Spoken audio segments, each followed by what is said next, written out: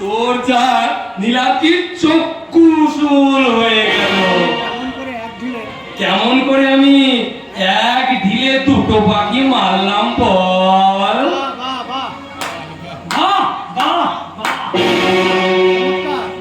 চমৎকার। আপনি তো নষ্ট।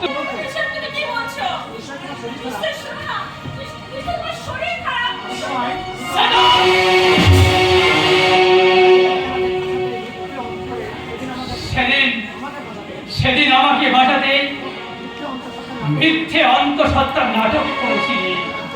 তোমার লজ্জা করিল না? নিজেকে কলঙ্কিত করে এই কলঙ্ক আমার ঘরে চাপিয়ে দিয়ে উঠেছি। আমি তোমাকে মেরে ফেলবো। ছেড়ে দাও বাবাজি, ও মরে যাবে যে।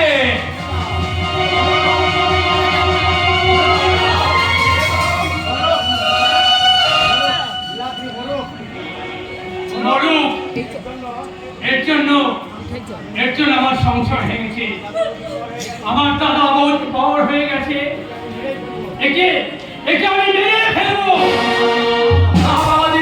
বৌদি, আমরা থাকতে আসিনি রে ভাই, একটা মহা বিপদের খবর নিয়ে তোর কাছে এসেছি ভাই। আমি এক্ষুনি চলে যাব। না, আর তোমরা কোথাও যাবে না।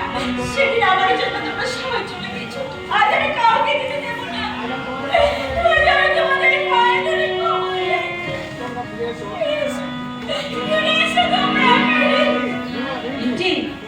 তোরা চাইলে আমরা কি না বলতে পারি? আপনি আমাকে ক্ষমা করুন দাদা।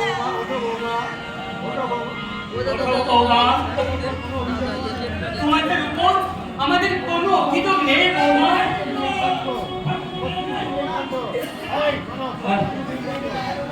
সত্যি তুমি নীলকণ্ঠ, সংসারের সবটুকু বিষ কণ্ঠে ধারণ করে তুমি এই